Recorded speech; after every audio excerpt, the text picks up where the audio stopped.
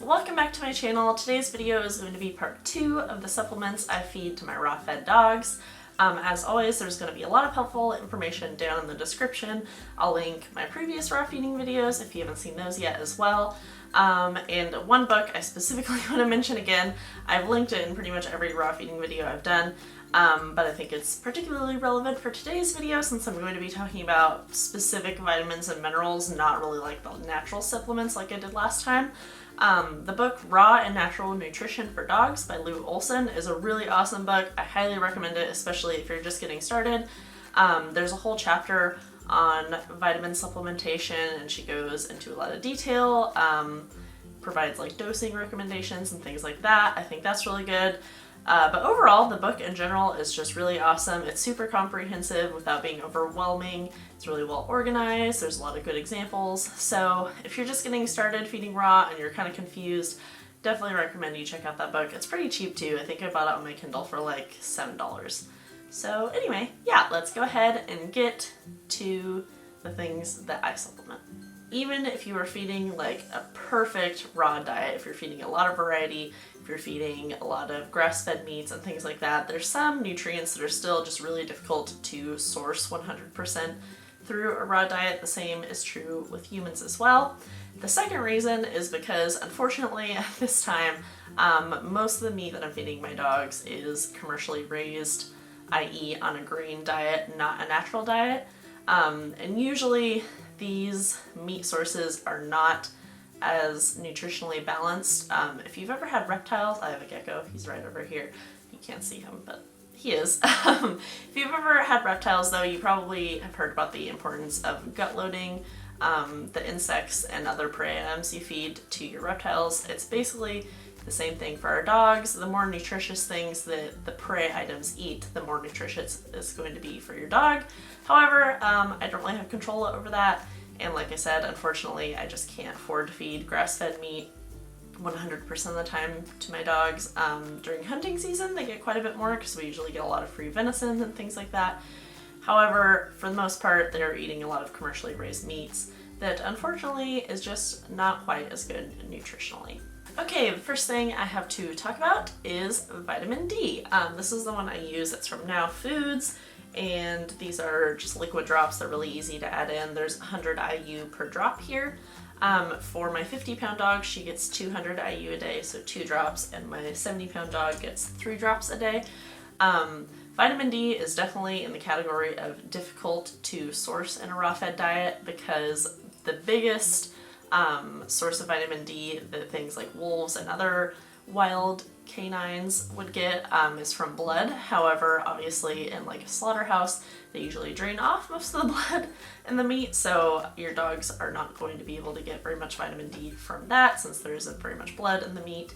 Dogs, unlike us, can't really get very much vitamin D from the sun because of all the oils on their skin, and also their coat obviously blocks quite a bit of sunlight.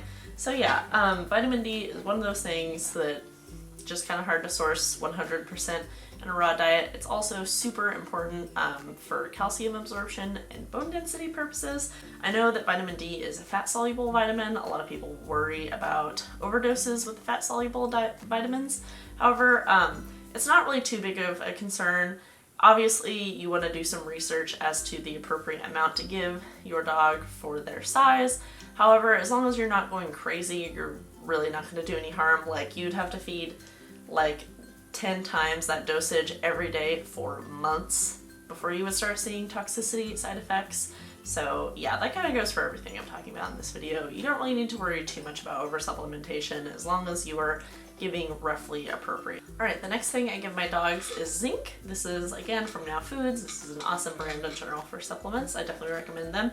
And I have the 50 mg tablets. My 50-pound dog gets 2 of these per week, and my 70-pound dog gets 3. Zinc, again, is pretty hard to find in most meat sources. Shellfish, like oysters and mussels, is actually a really good source of zinc. However, I don't live close to the ocean, and all of the mussels and things we get here are kind of funky and also really, really expensive. So if you have a good source for shellfish, you can definitely feed those to your dog. If not, however, I definitely recommend a zinc supplement. Also, if you have northern breeds like Huskies and Malamutes, especially, you probably want to think about this. You may have already heard that often they are prone to zinc deficiency. They, for whatever reason, their body just doesn't absorb it very well, even in food-based sources. So yeah, zinc is the next thing. It can help their skin and coat, helps enzymes function properly, it's really good for their immune system, and things like that. Alright, the next thing I have to share with you guys is vitamin E. This is from Nature Made. These are the 400 IU capsules. My dogs get 2 of these per week, both of them. This is the D-alpha form. You might notice there's 2 forms available. D-alpha is the naturally derived source, and then there's the DL-alpha form, which is synthetically derived. If you can, go ahead and get the D-alpha form just because it's a little bit more bioavailable, so they'll get more out of it. But if you can't, no big deal. Vitamin E is an important antioxidant. It's also good for their skin and coat. It also works together with omega-3 oils, so if you are supplementing your dog's diet with fish oil or things like that, which, as you may know if you've watched my other videos, I highly recommend you do, you definitely want to go ahead and add vitamin E to their diet a couple times a week. Most fish oils have some vitamin E added to it, but usually that's just enough to act as a mild preservative. It's not actually enough to work together with the omega-3. So in general, if you're supplementing omega-3s, you want to add some vitamin E as well. Alright, the last thing I have to share with you guys, which kind of sort of fits in this video, it's a joint supplement. This is Recovery Ek. Now, if you watch my last video on supplements, you'll know I also give the dogs Green Lip Muscle, which is a more natural joint supplement. Yeah, I do give them both. It might be overkill. Neither of my dogs at this point in their life have any sort of joint issues. However, they're just really active dogs. We bike draw, we go hiking, we go swimming, we go running, and I just want them to be able to be active for as long as they possibly can. If there's anything I can possibly do to avoid them having injuries or arthritis, I'm gonna do it. So yeah, this is probably unnecessary. You're probably fine with just Green Lip Muscle, but if you're crazy like me and you want to give something else as well, I highly recommend this. Now, there is a horse on here. This is for horses. This company also has Recovery SA, which is for small animals. However, if you look at the ingredients, they are literally like word for word exactly the same in the dog version and the horse version. They both come in a large tub like this that's 2.2 pounds, and they're both exactly the same price. However, the horse version is infinitely more concentrated than the dog version, so you can give a lot less and it lasts a lot longer for the price. So that's the reason why I go ahead and get the horse version. On active days, I give them a full dose. If it's a day where we're just kind of chilling in the house and we're not really doing a whole lot, I'll give them a half dose of this. So for my dogs, when I did the math, the 70-pound dog will get a teaspoon of this on an active day, and my 50-pound dog gets, I think, like 3/4 of a teaspoon on an active day. Alright guys, that wraps up this video. Those are all the supplements that I feed to my dogs. I know to a lot of people that probably seems like a lot, and it probably is. However, just after all the research I've done, that's what I feel comfortable with, and I think it's really important anytime you're making your dog's food and you're doing it homemade, you want to do it as best as you possibly can and give them the most well-balanced diet possible.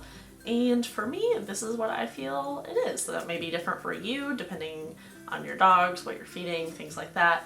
I definitely recommend you do a lot of research. As always, with anything, don't take my word for it. Do your own research as well. Like I said, there's going to be a lot of links down in the description.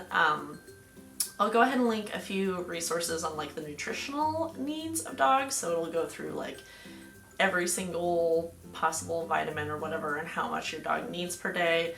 Just if you're curious, I know for a lot of people that's probably like way more information than they want, but it's kind of neat. So that's pretty much it. As always, if you have any questions or other comments, go ahead and leave them down below. I try to answer back as often as I can. And yeah, otherwise I'll see you guys next time. Bye! Hey guys! Welcome back to my channel. We're going to do another raw feeding video today as requested. I'm going to be talking about some of the supplements and extra things I feed my dogs. I figured I would go ahead and split this video into 2 parts so that it wasn't just like one giant mega 40-minute video, because I have a bad habit of doing that. Today I'm going to be talking about whole food based supplements, I guess, like real foods that are not necessarily required in a raw diet, but that you can feed for